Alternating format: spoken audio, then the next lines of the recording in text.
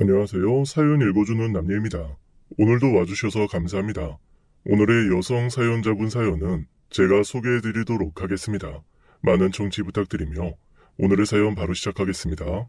휴, 이번 달에도 돈 100만 원 가까이 드시고 가셨지 뭐냐? 아니 도대체 우리 가게가 무슨 니네 시엄마 동네 개모임 하는 것도 아니고 엄마가 웬만해서 말 안 하겠다만. 또? 아니 내가 저번에 말씀드렸는데 또 그랬단 말이야? 그래, 아주 내가 죽겠다. 직원들 인건비며 가게세며 들어가는 게 한두 개가 아닌데 원. 그리고 사람이 꼭 돈을 안 줘서 그러는 게 아니라 얄밉게 행동을 그렇게 하시더라고. 우리 딸 가운데서 입장 난처해서 어떡하니? 아니야, 엄마. 이런 거 있으면 말해달라고 했잖아. 내가 다시 한번 말씀드릴 테니까 엄마도 꼭 말해줘. 알았지? 저희 친정 부모님은 장어 구이집을 운영하고 계십니다. 정말 어려운 세월을 거쳐 이제 막 자리를 잡아서 빚도 갚고 하시는데 시어머니가 그렇게 자주 오셔서는 돈도 안 내고 당연하다는 듯이 공짜로 드시고 간다네요. 혼자 오시는 것도 아니고 단체로 여러 사람을 데리고 오시는데 너무 난감하시다고 하셨죠. 처음부터 이런 말씀을 하셨던 건 아닙니다. 친정 부모님이 워낙에 말씀도 별로 없으시고 저를 위해서 꼭 참으시는 분인데 오죽하면 제게 이런 말씀을 하셨겠어요. 그저 딸 일이라며 참고 또 참고 하고 싶은 말도 저 밑에 꾸역꾸역 눌러 담으시는 부모님은 제게는 천사 같은 분이시랍니다. 반면에 시모는 정말 불같은 성격을 갖고 계세요.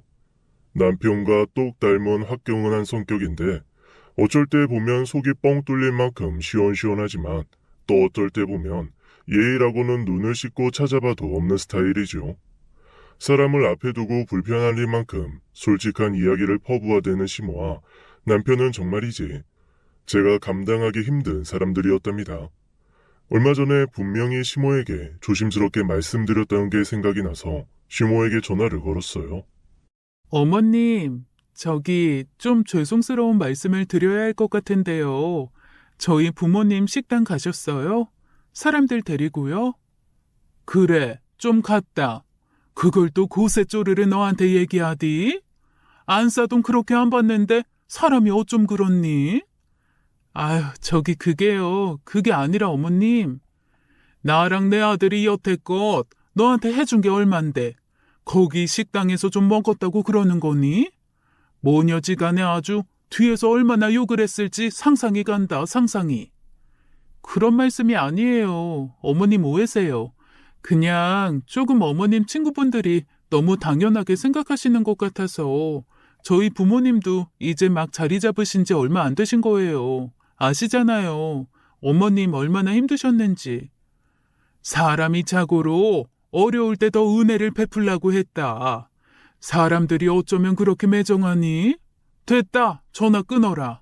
내 다시는 안 감아, 다시는. 제 전화에 시모는 몹시 빈정이 상하셨습니다. 한두 번도 아니고 계속해서 매월 100만 원가량 나오는 돈을 저희 부모님이 어떻게 감당하시겠어요? 장어구이집이 원래 비싼 거 다들 아실 겁니다. 두 명이서 가도 술 먹고 밥 먹으면 10만 원가량은 기본으로 나오는 곳인데 사람들 대여섯 명을 우르르 끌고 그렇게 가서 드시니 한 번 갈 때마다 몇십만 원은 나왔겠죠. 가까운 거리도 아닌데 왜 꼭 거기까지 가서 공짜로 드시고 오는지 저는 이해가 되지 않았습니다. 물론 처음부터 이랬던 건 아니었어요. 제가 남편에 비해 연애하던 당시에는 월급도 높았고 학벌도 좋았기 때문에 제게 있는 말 없는 말 해가며 잘해주시기도 하셨습니다. 시모는 음식을 굉장히 맛있게 하는 스타일이셨는데 저희 집에 가져다 주시라며 반찬을 몇 가지 만들어 주실 정도였죠. 결혼도 하지 않은 아들의 여자친구에게 이 정도로 하신다는 것은 저를 얼마나 아꼈는지 짐작할 수 있는 부분이었답니다. 우리 은혜 잡채 좋아한다고 했지? 이거 내가 일부러 넣어주려고 만든 거야. 넉넉히 넣었으니까 집에 가져가서 부모님하고 함께 먹거라. 응? 옆에 소갈비도 좀 넣었다. 어머나, 너무 감사해요, 어머니. 세상에, 제게 이런 것까지 해주시고.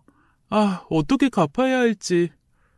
내가 좋아서 하는 건데 뭘 그래. 난 그저 네가 우리 아들하고 잘 만나고 있는 게 너무 좋다. 나중에 결혼해서 나한테 잘해주면 되지. 뭘 이런 걸 가지고. 그래도요. 제 친구들은 시어머니 때문에 엄청 힘들어 하던데 저는 무슨 복을 타고났는지 모르겠어요. 잘 먹을게요, 어머니. 그리고 저 결혼해서도 정말 잘할게요. 과거의 시몬은 정말 좋으신 분이셨어요. 모든 사람들이 다 처음과 같이 같을 수는 없다지만 그래도 그저 복받은 사람이다 라는 생각을 하면서 연애를 이어나갔습니다. 남친과는 3년이 조금 넘게 연애를 했었는데 1년 넘은 시점부터는 남친 집에 왕래도 자주 했고 이렇게 반찬까지 싸주시는 날이 많았었어요. 저는 늘 감사한 마음으로 자연스럽게 남친 집에 드나들었고 때때로 좋은 선물도 해드리며 예쁨 받으려고 노력하기도 했습니다. 제가 원래 남친 집에 놀러가고 그러는 스타일은 아니었어요. 그런데 남편은 예전부터 자신의 집에 함께 가는 것을 좋아했고 그런 부분에 대해 서스럼 없이 생각을 했었답니다. 본인도 저희 집에 행사 때마다 들러서 좋은 선물도 해주었으니 저도 부담 없이 갈 수 있었던 것 같아요. 그래도 친정 부모님은 조금 걱정이 된다는 말씀은 가끔은 하셨습니다. 그래도 너무 결혼 전부터 자주 왕래하고 그런 건 조금 조심해야 되지 않겠어?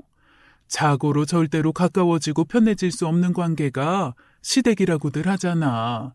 그냥 쉽게 던진 말이 책 잡힐 수도 있더라고, 살아보니까.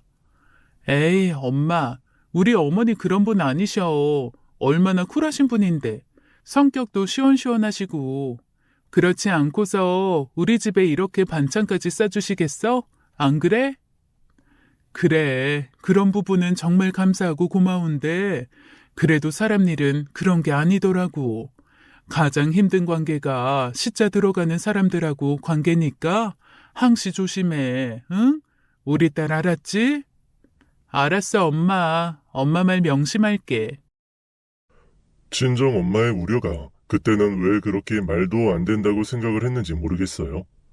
결혼도 해보지 않은 상태로 우리 집은 아닐 것이라는 혼자만의 착각 속에 빠져 있었습니다. 남친의 집은 꽤 형편이 좋았어요. 남친 아버지가 젊었을 때부터 사업을 하셔가지고 실패도 했었지만 나름대로 건물과 땅도 갖고 계셨죠. 남친도 그 나이에 끌고 다니기 힘든 승용차를 타고 다녔고 남친 부모님은 더 좋은 승용차를 끌고 다니셨습니다. 무슨 일을 하시는지는 정확히 몰라도 아무튼 돈에 구애받지 않고 맛있는 것 사드시고 좋은 옷을 사 입으시는 걸 보니 확실히 저희 집과는 차원이 달랐던 것 같아요. 그러니 제게도 맛있는 음식도 싸주셨고 제 생일에는 아주 비싼 명품 가방도 사주셨죠. 남친 역시 씀씀이가 또래의 남자들보다 컸습니다.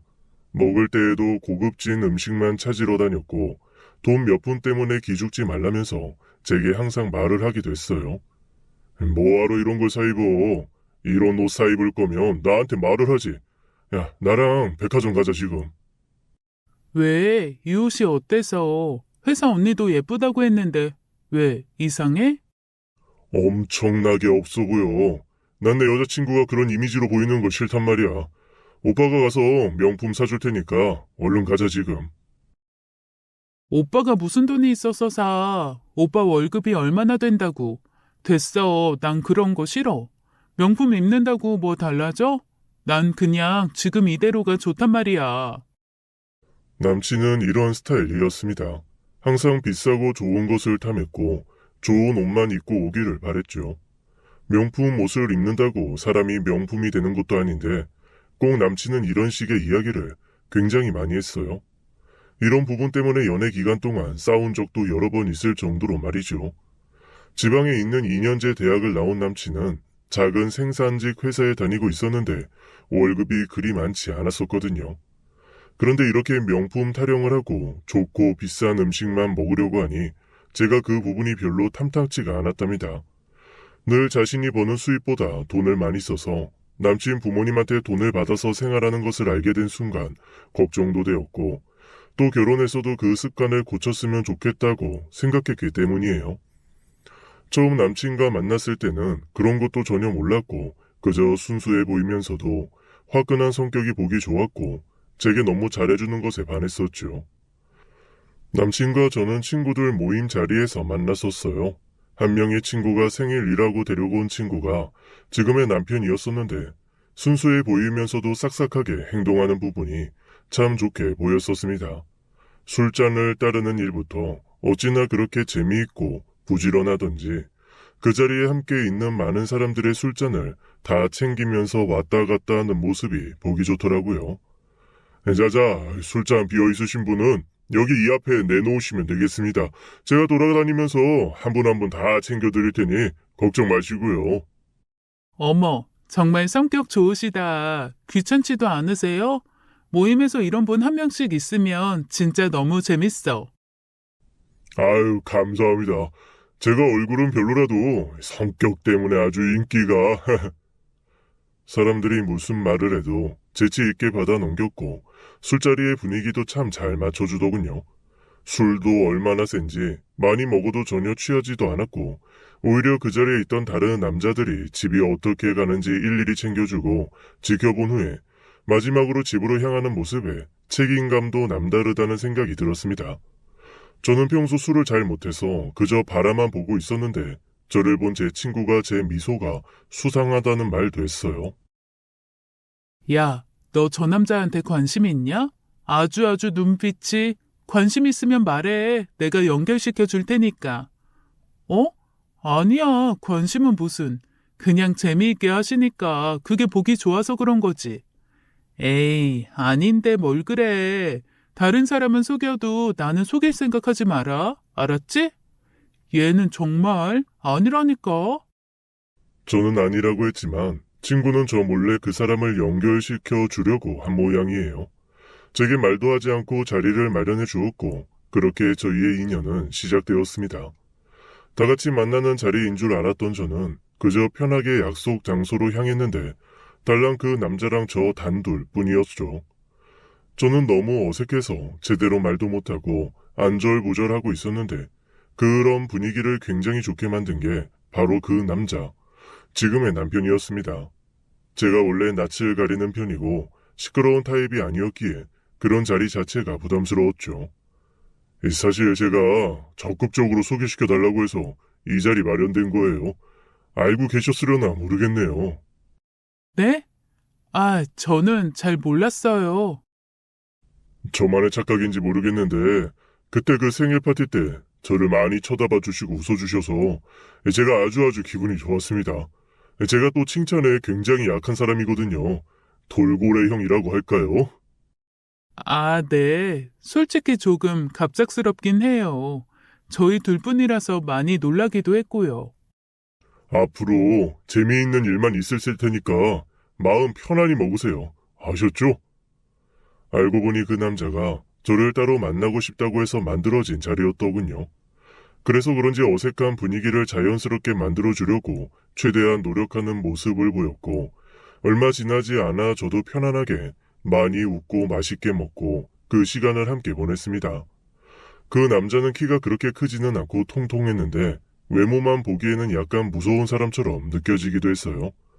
소위 말하는 조폭 같은 분위기를 연상시켰는데 입을 여는 순간 귀여운 곰돌이로 변하는 것도 순식간이었죠.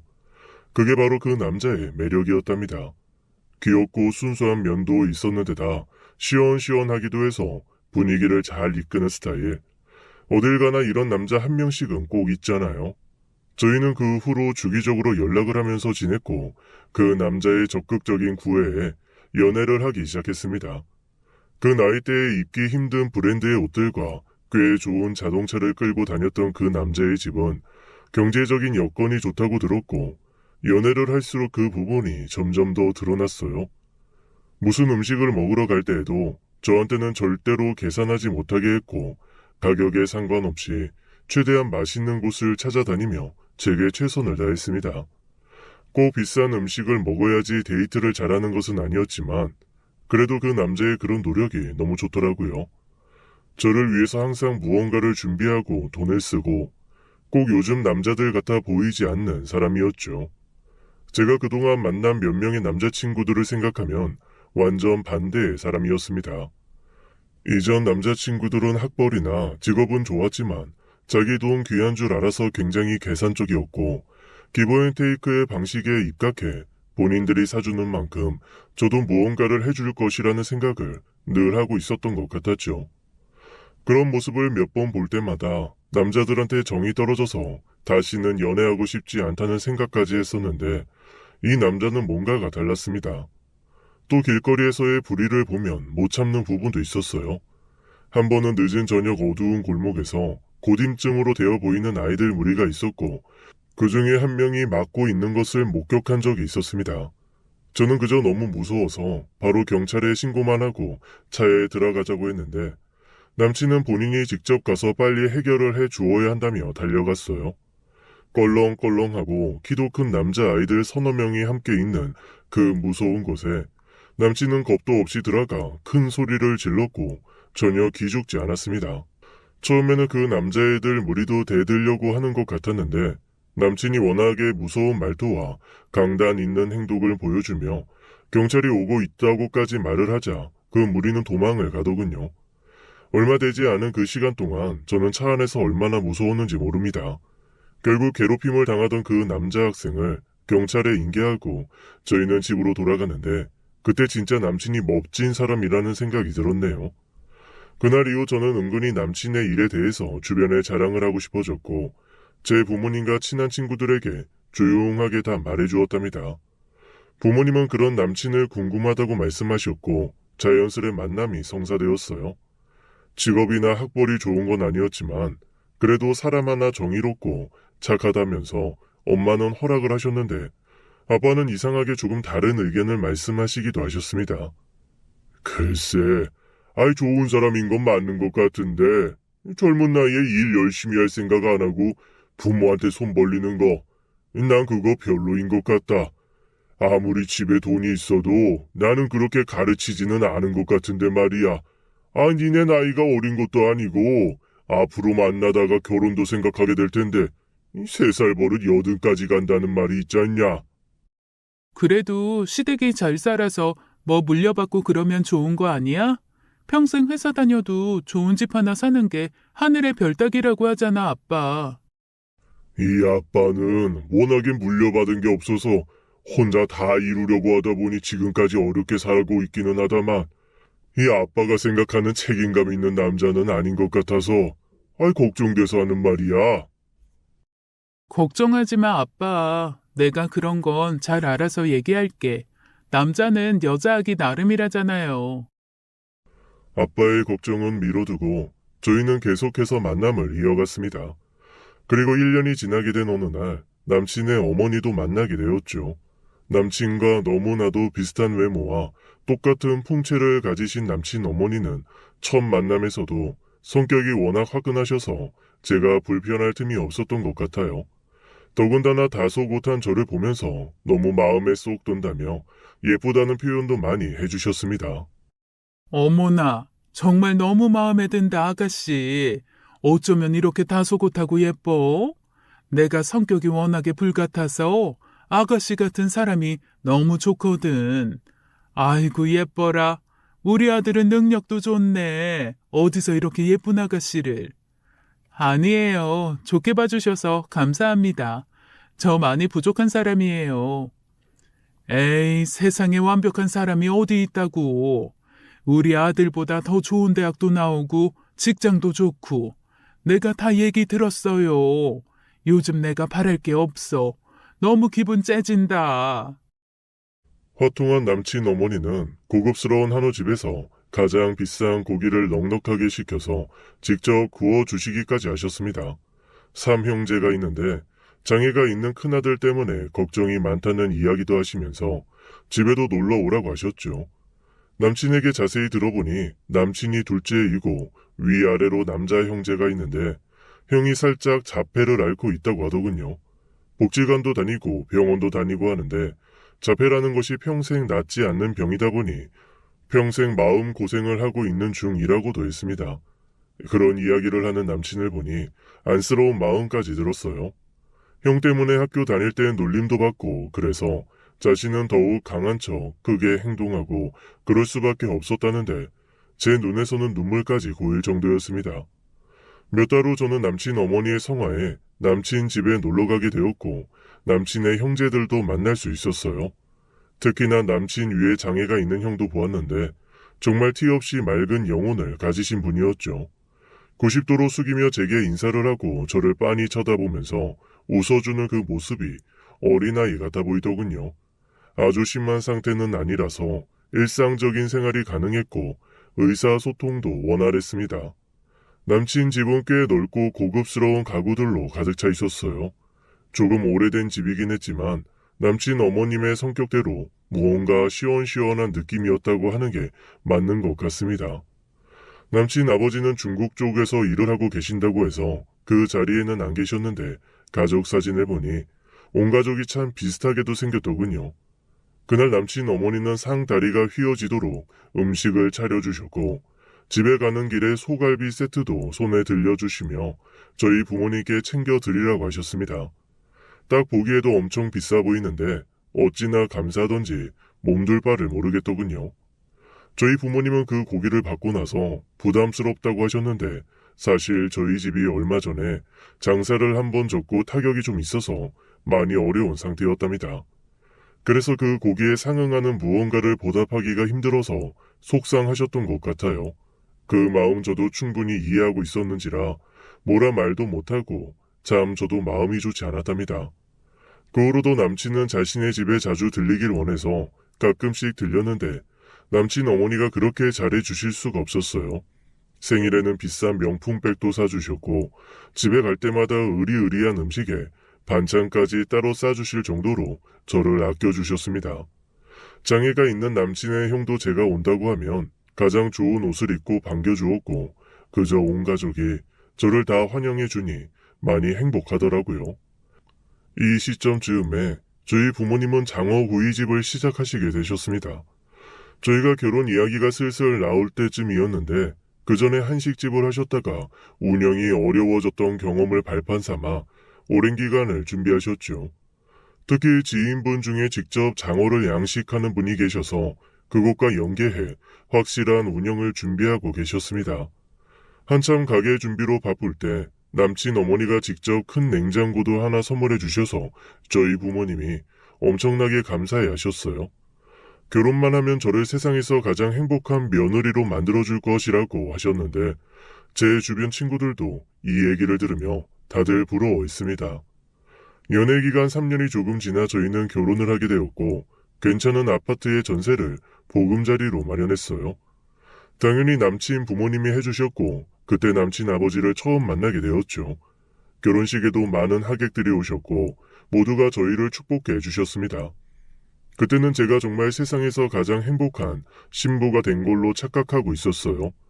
친정 부모님도 장어구이집을 오픈하셨고 초반에 들어간 권리금이나 인테리어 비용 때문에 대출을 좀 많이 받으셔서 힘들어하셨습니다. 그리고 원래 식당이라는 게 자리 잡고 단골 고객이 생길 때까지는 시간이 조금 걸리는 법이잖아요. 저는 결혼을 막 하고 나서 매일매일 행복했는데 부모님이 조금 힘들어하시는 모습에 마음이 아프기도 했습니다. 남편은 그런 부모님의 식당에 가서 회식을 할 거라고 하면서 큰 소리를 쳤죠. 걱정 마. 내가 우리 회사 사장님한테 얘기해서 처갓집에 가서 회식할게. 매상 팍팍 올려줄 테니까 걱정 말라고. 어머, 정말? 그럼 너무 고맙지. 우리 부모님 정말 장어는 너무 싱싱하고 좋은 걸로 하시는 거 알지? 자기가 소개 좀 많이 해주라. 그럼. 나 알잖아. 나만 믿으라고. 내가 부모님한테도 말씀드려서 사람들 많이 데려올게. 남편의 큰 소리에 저는 기분이 좋아졌습니다.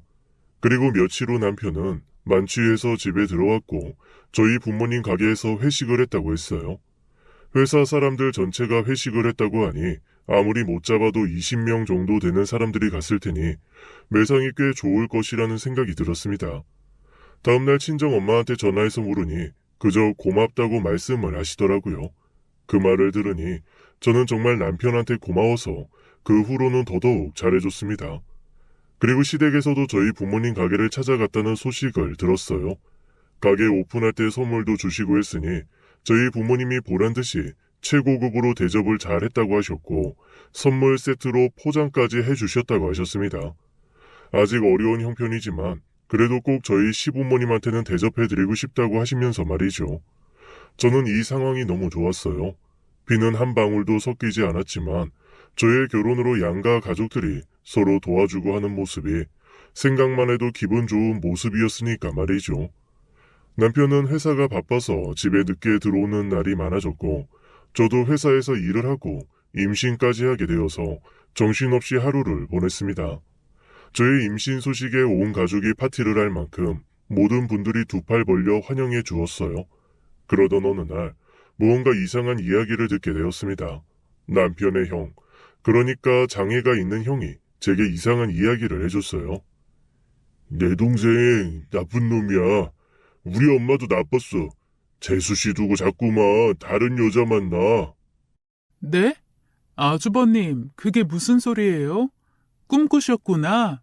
우리 아주버님 어떤 꿈인데 그래요? 안 좋은 꿈이에요? 그 여자 사촌 동생 아니야. 나한테 자꾸만 사촌 동생이라고 거짓말해. 나쁜 놈이야. 나쁜 사람은 벌 받아야 돼. 아주버님, 그게 무슨 말씀이세요? 네? 자세히 말해보세요. 우리 엄마랑 내 동생 정말 나빴어.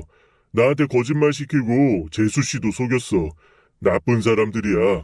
경찰서 가야 돼. 자폐 장애를 갖고 있었기에 아주버님이 하는 말씀 전부를 믿지는 않았지만 그래도 무언가 확실한 말투로 말씀을 하셔서 이상한 느낌이 들었습니다. 남편과 시모에게 슬쩍 물어봤는데 아주버님이 이상한 거니까 신경 쓰지 말라고 말을 할 뿐 전혀 제 말을 귀담아 듣지도 않으시더라고요. 저는 의심이 계속되었지만 딱 무슨 증거도 없었기에 더 이상은 아무런 말도 하지 못했습니다. 아이를 낳고 한참 정신이 없을 때쯤 친정 엄마에게서 조심스레 전화가 왔어요. 저기 말이야, 박서방 요즘 일찍 잘 들어온다니? 어? 갑자기 엄마가 그건 왜? 아니, 저기, 안사돈이 몇 번 가게에 와서 식사하시면서 하는 얘기를 들은 것 같아서 내가 정신없어서 잘못 들었을 수도 있는데 말이야. 우리 시어머니가 가게에 가셨었어? 나는 못 들었는데. 언제? 무슨 얘기했는데? 아니, 뭐, 둘째 아들이 부인도 있고, 애도 있고, 애인도 있고, 다 있다고? 막 웃으면서 사람들하고 그러는 것 같아서. 내가 잘못 들었겠지. 설마 아니 자기 아들 바람 피우는 걸 얘기하겠니? 안 그래? 에이, 엄마, 그게 무슨 소리야. 그것도 사돈 가게까지 와서. 그런 얘기 뭐하러 하시겠어. 요즘 엄마 매상 좀 많이 올랐겠네. 우리 어머님이 손이 크시잖아.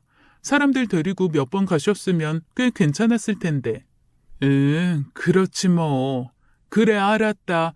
몸조리 잘하고 엄마가 조만간 시간 내서 한번 가마. 이만 끊는다. 친정 엄마는 시모가 사람들을 데리고 가게에 찾아와 이상한 얘기를 하는 것 같다고 말씀하셨어요. 저는 저희 가게에 가신다는 것도 전혀 몰랐는데 거기 가서 말도 안 되는 얘기까지 하셨다니 너무 황당하고 어이가 없었죠. 그날 밤 남편을 붙들고 이런저런 이야기를 하면서 넌지시 물었더니 저희 부모님 가게에 몇 번이나 간 것도 맞고 공짜로 다 얻어먹었다는 말도 했습니다. 뭐? 다 공짜로 먹었다고? 회사 회식인데 왜 공짜로 먹어? 말도 안 돼. 사람이 몇 명인데. 아니, 우리 엄마가 이 정도는 장모가 해줄 수 있는 거 아니냐면서 그런 데서 돈 받고 하면 내 체면만 깎인다고 했거든. 솔직히 그것도 맞잖아. 내 체면이 있지 어떻게 돈을 받냐? 그건 당신 생각이고. 아니, 밥을 먹었으면 밥값을 내는 건 당연한 건데 왜 그렇게 생각을 해? 그럼 당신 말고 어머님도 자주 가신 게 사실이야? 엄마랑 계모임이랑 아빠 친구 모임 몇몇 팀 데려가셨던데 다시 시켜보라고 단체 손님들 데려간 건데 그게 뭐 잘못됐어? 외상처럼 하셨겠지. 뭐 얼마나 된다고. 그럼 그것도 다 공짜? 여태까지 그렇게 다 드셨다는 거야? 아마 그랬을걸. 자기야 솔직히 우리 엄마가 당신한테 여태껏 해준 게 얼마냐? 나도 연애 때부터 당신 명품백 사주고 맛있는 음식 사주고 엄청 돈 썼잖아. 그럼 이 정도 해줄 수 있지 뭘 그래. 남편의 이치는 기가 막히더군요. 제가 그동안 음식을 얻어먹고 선물도 받았으니 저희 부모님 가게에서 먹는 걸 당연하게 생각한다고 했습니다. 처음 한두 번은 그럴 수 있다고 쳐요. 그런데 몇 번이나 이렇게 공짜로 사람들까지 데려가서 먹는다는 게 말이나 됩니까? 제 상식으로는 도저히 이해할 수 없었고 이건 저희 부모님도 아마 이해하기 힘드셨을 것입니다. 그래도 딸 입장 생각해서 전혀 그 부분에 대해서 말씀도 안 하시고 참았으니 마음속으로 속앓이를 얼마나 하셨겠어요. 저는 다음날 시댁으로 향했습니다. 시댁 문 앞에는 큰 봉고차 한 대가 서 있었는데 알고 보니 시부모님이 계모임 사람들을 태우고 가야 해서 빌리셨다고 하더군요. 저는 조심스럽게 저희 친정 부모님 가게 사정이 좋지 않다는 말씀을 드렸습니다. 어머님, 아직 저희 친정가게가 잘 운영되는 건 아니에요. 그래서 드리는 말씀인데, 저희 가게 가실 때 결제 좀 부탁드려도 될까요? 어머나, 뭐라고? 니네 엄마가 돈 내고 먹으라고 하디? 어? 그까짓 돈 몇 푼이나 된다고. 그렇게 안 받는데 엄청 생색내시네. 아니요, 그게 아니라 이 얘기도 애기 아빠한테 들은 얘기예요. 오해 안 하셨으면 해요. 그냥 너무 대출을 많이 받아서 시작하신 장사라서 제가 걱정돼서요. 내가 그런 건 다 알아서 하는 거다. 알겠냐? 너는 어른들이래 신경 끄거라. 사람이 너무 그렇게 매정하게 하면 있던 복도 없어지는 거다. 시모는 제 말을 듣고도 단칼에 거절하셨습니다. 그리고는 잠시 후 시모의 집에 하나둘 손님이 들이닥치기 시작했죠. 오늘 개 모임으로 다 모이라고 해서 한 차로 식당을 간다고 하시더라고요. 다음날 저는 친정 엄마에게 전화를 걸었는데 어제 시모가 다녀갔다고 하셨고 어제 그 봉고차로 모인 사람들이 다 저희 친정 가게로 향했다는 것을 알게 되었습니다. 어림잡아도 10명이 넘었는데 장어구이집에서 먹으면 최소 50만 원 이상은 나올 텐데 계산은 하셨는지 몹시 궁금해졌죠.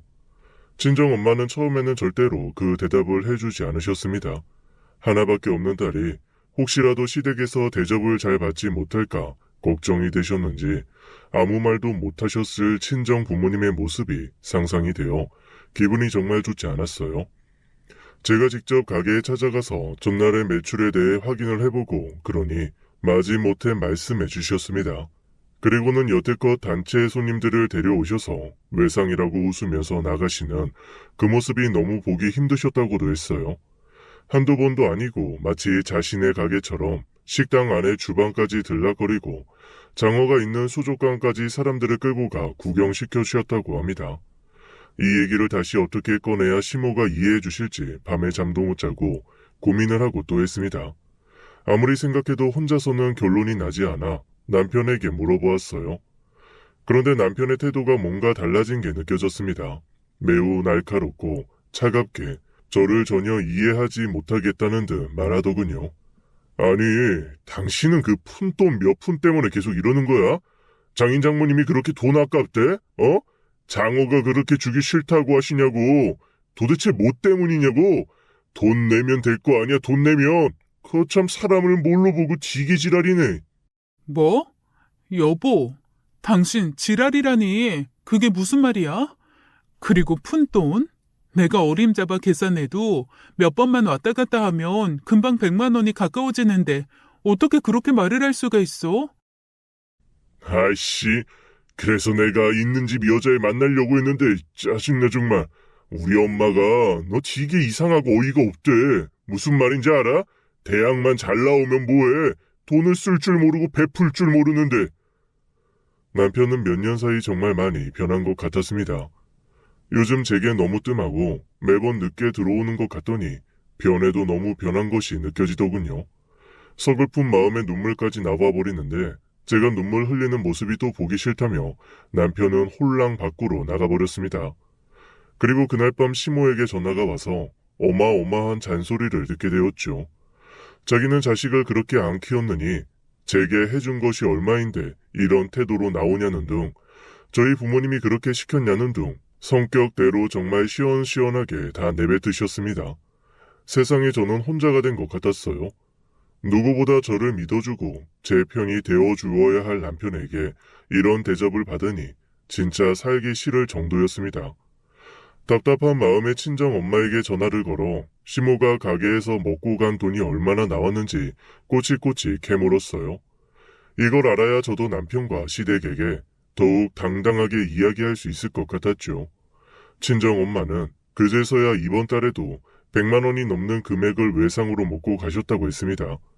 시모에게 말씀을 드려도 도무지 고쳐지지 않았고 오히려 그걸 당연한 자신들의 권리쯤으로 생각한 게 저는 이해가 되지 않았어요. 그 후 며칠 동안 밥도 제대로 못 먹고 남편과 여전히 냉정 중이었죠. 저는 이 상황이 너무 싫어서 조심스레 시댁으로 향했고 다행히 시댁에는 시모의 차가 있었습니다. 시부는 또 중국으로 일을 하러 가셨던 상황이라 시모와 자패를 가진 아주버님뿐이었죠. 용기가 나지 않아 현관문 앞에 서 있는데 아주버님이 문을 열고 나오셨고 뭔가 집안 분위기가 이상하다는 것을 느낄 수 있었습니다. 아주버님은 제게 조용히 하라는 입모양을 했고 힐끔 현관문 사이를 쳐다보니 남자 신발과 남자의 큰 목소리가 들려왔어요. 아주버님은 엄마가 말하면 큰일 날 줄 알라고 했다면서 어떤 한 남자의 존재를 말해주었는데 대충 얘기를 들어보니 시모의 애인쯤 되는 것 같았습니다. 슬쩍 보기에도 시모보다 10살이 넘게 어려 보이는 그 남자는 시모에게 돈을 달라고 막 소리를 지르면서 집안을 시끄럽게 하고 있었어요. 그러면서 그때 갔던 장어구이집도 시모 거인 줄 알았는데 실망을 했다는 이야기까지 했습니다. 장어집 당신 거라면서 돈 준다며? 내가 네 남편 중국 가서 가짜 물건 만들어 파는 거 모를 줄 알아? 나 이렇게 실망시키고 속이고 그러면 당신도 끝이야. 아, 나 사랑한다며? 그럼 왜 안 줘? 나랑 같이 있는 영상 내가 갖고 있는 게 한두 개인 줄 알아?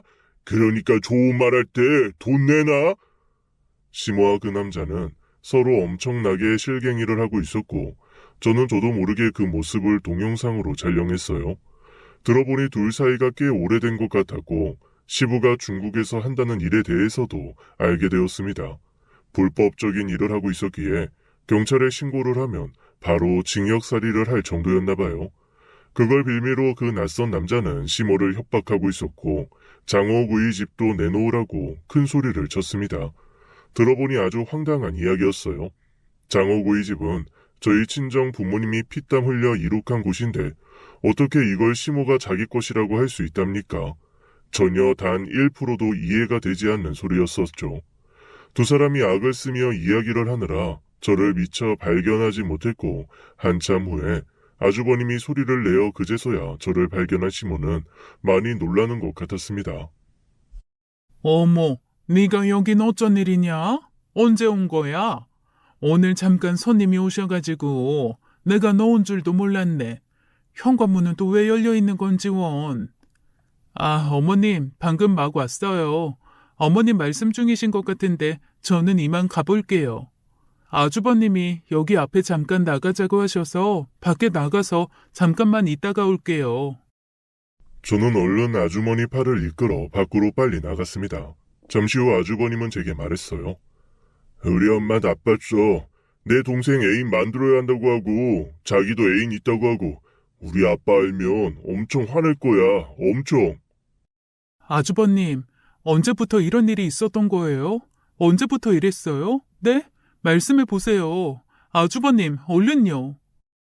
나쁜 사람들 때문에 착한 우리 아빠랑 우리 재수씨 힘들어져. 난 싫어. 우리 엄마도 싫고 내 동생도 싫고. 아주버님의 말을 듣고 이제서야 뭔가 짐작이 갔습니다. 시모는 자신처럼 제 남편에게도 애인을 만들어주고 싶었던 것이고 저희 부모님 장어구이 집은 자신이 친구들에게 거드름 피우면서 공짜로 얻어먹어도 되는 그런 곳이었나 봐요. 거기에 죄 없는 저희 부모님이 왜 끼셨는지 아직도 이해가 되지 않습니다. 친구들에게 도대체 뭘 자랑하고 싶으셨던 건지 말이죠. 저는 그 후로 제 남편에 대해서도 알고 싶어졌습니다. 남편이 어떤 여자를 만나고 있다는 아주버님의 말대로 분명히 누군가 있을 것이라는 생각이 들었어요. 그리고 남편 성격상 여자를 절대로 거절하지 못할 것이 확실했죠. 술 먹고 누가 멋있다고 몇 마디만 해주면 홀라당 넘어갈 스타일이거든요. 집으로 얼른 가서 남편의 물건 하나하나를 다 뒤져보기 시작했습니다. 혹시라도 낯선 곳에 영수증이나 무언가 다른 물건들이 나올 수 있다고 생각했거든요. 잠금 장치도 안 되어 있던 핸드폰은 지문과 비밀번호로 이중 잠금 장치가 되어 있고, 화장실에 갈 때에도 손에 꼭 쥐고 가는 꼬라지가 정말 무언가 의심스러운 행동을 하는 것 같았죠. 저는 꼭 찾아내고 싶어서 안달이 났고, 결국 아주버님이 핸드폰에 갖고 있던 사진을 발견할 수 있었습니다.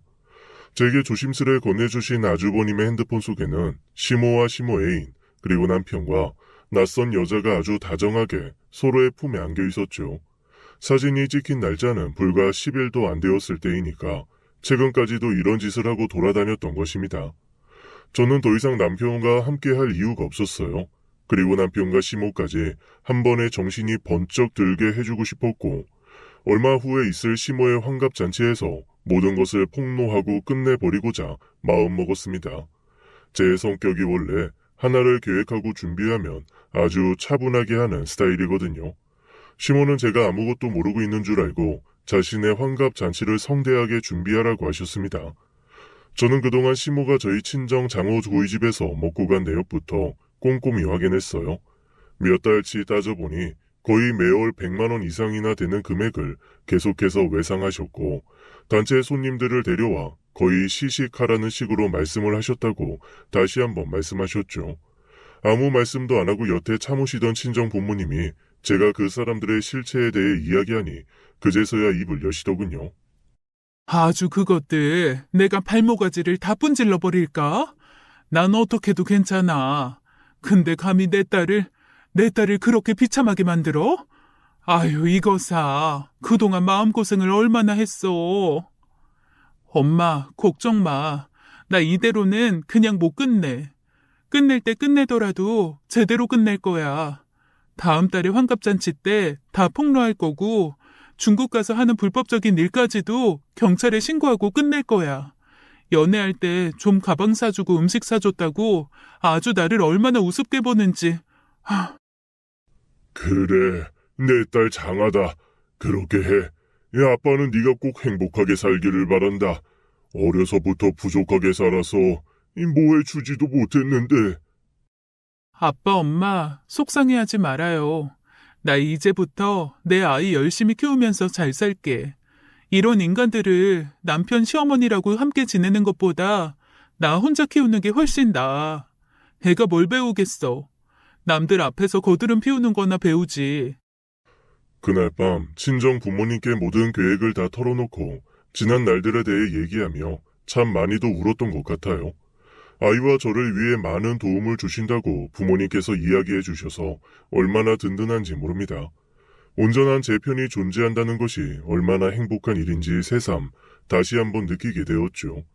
이 와중에 남편은 제게 시모 환갑 잔치 때 초호화롭게 준비하라며 잔소리를 해댔습니다. 자기야, 우리 엄마 환갑 잔치 알지?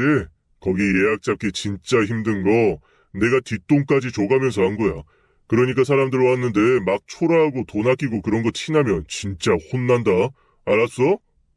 그래, 아주 사람들이 깜짝 놀랄 만한 걸 준비할 거니까 걱정하지 마, 여보. 아, 그리고 당신도 많이 놀랄 거야. 아주 많이 놀랄 준비나 해. 웬일로? 당신이 이런 말을 해? 맨날 뭐 아끼고 명품 싫고 그런 말만 해대더니 딱 내가 원하는 게 이런 거야. 남들 앞에서 자존심 좀 세워주고 멋지게 폼 잡는 거. 야, 사람 인생 별거 있냐? 안 그래? 아주 좋다. 아주 좋아. 남편은 아무것도 모른 채 그저 저의 생각이 좋다고 엄지척을 해주었어요. 저는 그때부터 본격적인 준비에 들어갔습니다. 우선 환갑잔치를 예약한 호텔 측의 최고급 꽃장식부터 시작해서 음식들, 그리고 온 하객들이 다 묵을 수 있는 가장 비싼 숙박권까지 몽땅 예약해버렸죠. 물론 호텔 직원들한테는 서프라이즈 파티니까 1급 비밀로 해달라고 했고, 모든 결제는 시모 이름으로 해놓았습니다. 그리고 아주버님에게 더 많은 자료들을 받아서 제 남편이 불륜을 저지르고 있다는 확실한 증거를 마련해 두었어요. 또 시모 역시 남편과 같이 불륜을 저지르고 정기적으로 돈을 보내준 증거도 모아두었고, 저희 친정 부모님 식당에 와서 외상으로 먹고 간 음식 영수증까지도 모두 모았습니다. 마지막으로는 시부가 중국에서 몰래 하고 있는 사업에 관해 경찰에 신고를 해놓고 환갑잔치를 진행시켰어요. 남편과 시모에게 연락처를 물어 먼 일가 친척들까지 모조리 다 환갑잔치에 초대를 하였고 저희 부모님도 떡하니 가장 앞자리에 앉아달라 말씀드렸죠. 환갑잔치를 며칠 앞두고는 남편이 출장 간 사이를 틈타 집에 있는 제 짐과 아이의 짐을 싸서 친정에 가져다 두었고 시댁에서 주신 반찬이며 고기며 싹 다 갖다 버려버렸습니다. 그동안 이 집에서 남편과 함께 부비며 살았던 세월이 역겨워서 미쳐버릴 것 같았죠. 그렇게 좋았던 남편이었는데 한번 배신을 당하고 나니 세상 그 누구보다도 증오하게 되더군요. 친정에서 마지막 준비를 마치고 드디어 환갑잔치 당일 시부모님은 가장 비싼 명품 옷을 입고 미용실에서 곱게 단장까지 마치신 후 나타나셨습니다. 어머나 세상에, 우리 며느리가 이 시애미를 위해서 이렇게나 준비를 많이 했어? 꽤 비쌀 텐데 어째 이런 돈을 쓸 생각을 했대? 예뻐 죽겠다 아주. 마음에 드세요? 기대해 주세요 어머님. 앞으로 더 많은 걸 보여드릴 테니까요. 어머, 또 뭘 준비했어? 오늘 우리 친척들까지 싹 다 불렀다면서? 난 아무래도 며느리 복이 엄청 많은 사람인가 보다. 시모는 그저 좋아서 입이 귀에 걸리셨고 그 모든 비용도 제가 당연히 낼 것이라는 생각을 하고 계신 것 같았습니다. 잠시 후 환갑잔치의 시작을 알리는 멘트가 나왔고 사람들도 모두 자리에 앉아서 제가 섭외한 사회자를 주목하고 있었어요. 저는 미리 사회자를 섭외해서 순서를 다 정해두었고 축사에 이어 축하 동영상을 틀어주는 시간을 가졌습니다. 동영상에는 시부모님의 모습이 잠깐 나오다가 시모가 애인과 주고받는 이야기들이 담긴 영상으로 넘어갔고 이어서 남편이 불륜여와 찍은 사진들, 아주버님의 증언까지 싹 나왔어요. 사람들은 웅성대기 시작했고 시모는 너무 놀라서 소리를 버럭 지르셨습니다. 야, 이게 뭐야? 도대체 이게 뭐 하는 짓거리야? 어? 이게 정말 미쳤나? 이거 우리 며느리가 아주 작정하고 사람 하나 죽이려고 만들었나 봐요. 여러분, 다 가짜예요, 가짜. 어머님, 환갑 축하드립니다. 그동안 단체 손님들 데리고 저희 친정 장어구이 집에 가서 시식하려고 하시면서 매달 100만 원씩 넘게 쓰신 비용은 오늘 환갑잔치 비용에 더해서 청구서에 넣었어요. 그리고 하객분들은 최고급 스위트룸에서 묵으실 수 있는 숙박권이 답례품으로 준비되어 있으니 절대로 그냥 가지 마시고 숙박하고 가세요. 뭐라고? 이게 정말 무슨 소리를 짓거리는 거야, 어? 그리고 아버님, 곧 경찰이 올 거예요. 아버님이 하시는 일 그거 알아보니 다 불법이더라고요. 같은 업계에서 일하시는 분도 아버님이 경찰에 찔러서 징역 살게 하셨던데 맞죠? 이번에는 아버님이세요. 그리고 내 남편. 넌 딴 년하고 밖에서 그러고 다닐 건데 왜 나랑 사니? 이혼해 줄 테니까 위자료나 내놔. 너 일로 와봐. 오늘 나한테 한번 혼나볼래? 이게 정말 미치고 돌았나? 어? 이게 진짜? 남편과 시부모님은 몹시 흥분한 상태로 저를 막 잡아서 어떻게 하시려고 하는 것 같았어요. 그때 앞에 앉아 계셨던 친정 부모님이 나오셔서 시부모님을 가로막으셨고 곧이어 아주버님 역시 제 편을 들어주었습니다. 엄마 나빠. 내 동생도 나빠. 둘 다 나빠. 나한테 맨날 거짓말만 시키고 재수씨 불쌍하고 좋은 사람이야. 그러니까 그만해 그만. 아이고 이놈아. 똥인지 된장인지 구분도 못하는 장애인놈 같으니라고. 넌 누구 편이냐 도대체. 이 엄마 속으로 어쩜 저런 애를 낳았는지 모르겠어. 순식간에 연회장은 아수라장이 되었고 곧이어 경찰이 들이닥쳤습니다. 시부의 이름을 부르면서 경찰서로 끌고 가려고 하자 갑자기 시모는 납작 엎드렸죠. 경찰 여러분들 잠깐만요. 저기 잠깐만 뭔가 오해가 있으신 것 같아요. 비키세요. 이거 공무방해죄입니다. 얼른 비키시고 조사받고 말씀하세요. 아이고 안 돼요. 이 사람 잡아가지 마세요. 다 먹고 살자고 하는 건데 이렇게까지 하시면 어떡해요. 아이고, 안 됩니다. 안 돼요. 시모는 납작 엎드려 울기까지 하더군요. 아마 그것도 다 연기였을 겁니다. 시모가 얼마나 대범한 사람인데 경찰이 잡아간다고 엎드려서 울기까지 하겠어요. 저는 그런 시댁 식구들이 하나도 불쌍하지 않았고 오히려 마음이 너무 통쾌했습니다. 사람들은 하나둘 연회장을 빠져나가 버렸고 준비한 과일이며 음식들은 그대로 남아있었죠. 호텔 관계자들이 찾아와 무슨 일이냐고 물었고 저는 친정 부모님과 함께 그곳을 빠져나오려고 했습니다. 그런데 그 찰나 제 뒤통수에 머리끄댕이를 잡는 사람이 있었어요. 바로 제 남편이었죠. 욕설을 퍼부으면서 절대로 그냥 가지 못한다고 했습니다. 이년아 어딜 도망가? 네가 이러고도 사람이냐? 어? 너 지금 그깟 장어 몇 푼어치 먹었다고 이 대단한 꼴을 저지른 거야? 그런 거야? 아주 없는 년들이 더한다니까. 그렇게 퍼주고 했더니 쥐가 몰아도 되는 것처럼 야 장어값 주면 될 거 아니야. 얼마냐? 얼마냐? 그래, 이 돈만 많은 무식한 놈아. 그깟 장어값? 우리 부모님은 피땀 흘려 번 돈으로 빚까지 내서 차린 곳이야. 함부로 말하지 마. 감히 그런 신성한 곳에 너 같은 놈이 딴 년을 데리고 함께 갔다는 사실이 정말 우리 부모님을 기만한 걸로밖에는 안 보여. 얼마나 우리 집을 우습게 봤으면. 도대체 어디까지가 진실인 놈이냐? 이 녀석이 알감이 어디서 내 딸 머리채를 휘어잡어? 너 오늘 나한테 한번 죽어볼래? 옆에서 보고 있던 친정아빠는 더 이상 참지 못하겠다는 듯이 제 남편 팔을 확 낚아채서 던져버렸고 뒤이어 보기 좋게 주먹으로 얼굴도 한 대 내리쳤습니다. 남편은 친정아빠에게 한 대 얻어맞고 씩씩거리며 분이 풀리지 않는다는 듯이 서 있었다가 시부가 경찰에 의해 연행되는 모습을 보고는 불이 나게 그곳으로 달려가 버렸어요. 시모 역시 시부와 경찰을 따라 울며 불며 매달리는 그 순간 호텔 직원이 시모에게 오늘 잔치의 비용 청구를 했죠. 제가 사정을 이야기한 후 최소한의 계약금을 보냈고 모든 것을 다 시모의 이름으로 결제를 떠넘긴 상태였거든요. 호텔 숙박권까지 얹혀졌으니 아마도 엄청나게 많이 나왔을 겁니다.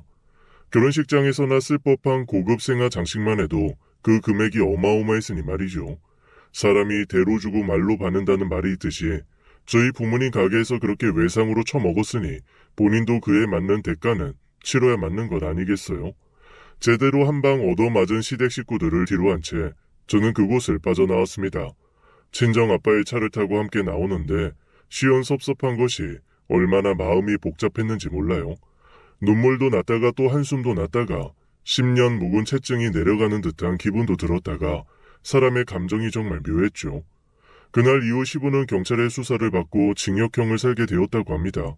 시모가 저희 친정 가게를 찾아와서 그릇을 던지고 이것저것 내던지면서 난장판을 만들었다고 하는데 경찰을 불러 내쫓아 버렸다고 하시더라고요. 남편 역시 저 같은 여자에게 저주가 내려질 것이라면서 말도 안 되는 소리를 짓거리길래 남편이 저지른 죄에 대해서 똑똑히 일러주었습니다. 이 나쁜 놈아.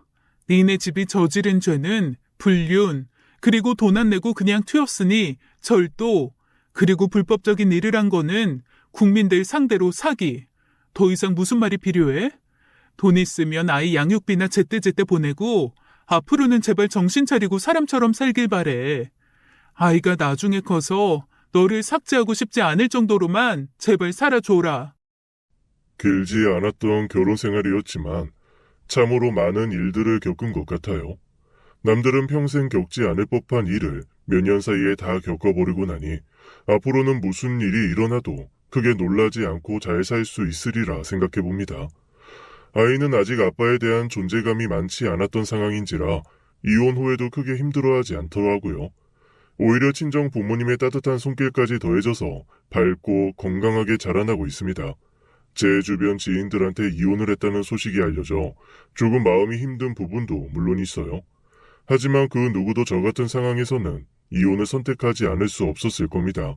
신중한 성격이던 제가 남편을 처음 만나 사랑에 빠졌던 순간을 생각하면 너무도 성급했던 것 같아요. 이게 다 이렇게 결혼으로 맺어지려고 콩깍지가 씌어진 것이겠죠. 앞으로 정신 똑바로 차리고 더 열심히 살아야 할 것 같습니다. 제가 또 그 누구를 만나 다시 사랑할 수 있을지는 모르겠지만 그래도 무엇이든 두려워하지 않고 살아가고 싶어요. 그러다 보면 언젠가는 좋은 사람이 나타날 수 있을 거라 믿으면서 말이죠. 아참, 자폐를 앓고 있던 시아주버님은 가끔씩 저희 친정 부모님 가게에 와서 알바를 하고 있습니다. 시모도 다 알고 있지만 차마 말릴 수가 없나 봐요. 자폐 장애인의 특징 중 하나가 고지불통이라고 하더니 딱 맞는 것 같습니다. 그렇게 이렇게라도 사회적으로 뭔가 일을 할 수 있는 아주버님이 저는 그저 대견하다고 생각하고 있어요. 어쩌보면 아주버님이 저의 새로운 인생에 도움을 많이 주신 분인지라 알바비도 아주 후하게 쳐드리고 있습니다. 아직도 저를 보며 착한 재수씨, 예쁜 재수씨라고 불러주는 맑은 영혼의 아주버님과는 앞으로도 이렇게 관계를 지속해 나갈 생각이에요. 제 이야기 끝까지 들어주셔서 감사합니다. 지금까지 사연 읽어주는 남녀였습니다. 끝까지 함께 해주신 여러분 감사드리며 저희는 다음 사연으로 돌아올게요. 감사합니다.